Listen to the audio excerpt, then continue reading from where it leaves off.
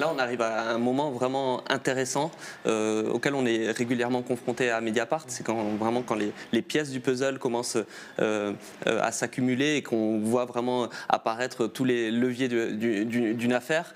On voit que le ministre change complètement de stratégie et part sur un sujet qui n'a absolument rien à voir pour justement détourner l'attention de l'opinion sur les faits bruts tels qu'on les a documentés. En l'occurrence, cette sortie là ou ces sorties de Jean-Michel Blanquer, ils ne viennent pas de n'importe où. Samedi, il y a eu un conseiller du ministre, qui est un conseiller politique du ministre, qui a rédigé une note qu'on appelle note d'éléments de langage, qui a vocation à être diffusée au sein de la majorité pour justement commencer à préparer les arguments de défense de Jean-Michel Blanquer face aux différents articles qui étaient en train d'être publiés chez Mediapart puis chez Libération. Et cette note d'éléments de langage qu'on a pu lire, elle est extrêmement intéressante parce que déjà, dès samedi, il y a les premiers arguments sur un complot qui serait ourdi entre Jean-Luc Mélenchon, Edoui Plenel, l'islamo-gauchisme, l'ultra-gauche, etc. Et l'intervention de dimanche soir de Jean-Michel Blanquer sur RTL, elle est intéressante parce que d'abord, il dit qu'il n'y a rien. Il dit qu'il n'y a rien.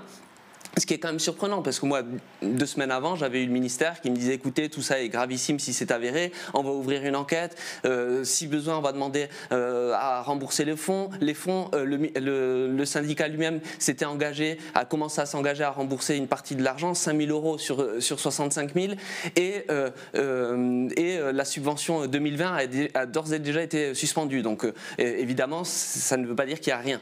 Mais l'intervention de BFM du lendemain est encore plus intéressante parce que là, il déroule le tapis aux éléments de langage qui sont des éléments politiques en disant que c'est un complot, que c'est l'ultra-gauche, etc. Encore une fois, ça n'a strictement rien à voir avec l'objet de notre enquête, avec les faits qu'on a documentés et surtout absolument rien à voir avec la position du ministère 10 jours plus tôt. Alors pourquoi? La vraie question, c'est pourquoi il change à ce moment-là de braquet et pourquoi il vrille dans sa communication. Et là où c'est très intéressant, c'est que le matin même, avant d'aller sur BFM, moi je lui adresse des questions. J'écris à Jean-Michel Blanquer, je lui dis écoutez, on va publier une nouvelle enquête et on a des preuves, on a des documents, des témoignages qui démontrent que, contrairement à ce que vous nous avez soutenu depuis 3 semaines, vous êtes en relation et vous avez été en relation directe avec les dirigeants d'Avenir Lycéen pour des projets politiques. C'est-à-dire que le ministère défendait depuis plusieurs semaines le fait qu'il y avait des relations institutionnelles normales comme avec n'importe quelle organisation syndicale, mais que Jean-Michel Blanquer ou son entourage n'avaient jamais échangé avec les dirigeants d'Avenir Lycéen sur des projets politiques. Non, c'est pas vrai.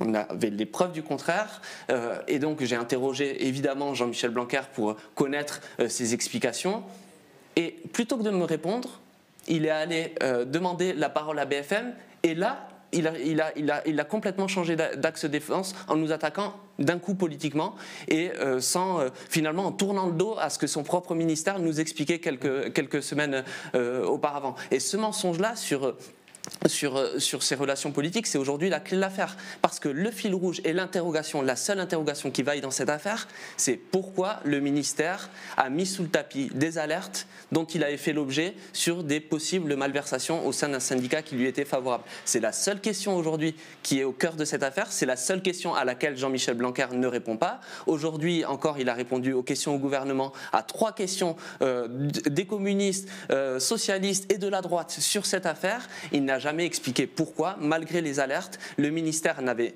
rien fait, mais en plus avait attribué une nouvelle subvention au même syndicat. Donc cette réponse-là, peut-être qu'il ne la fournira jamais. En tout cas, nous, on va essayer d'aller la chercher par nos enquêtes.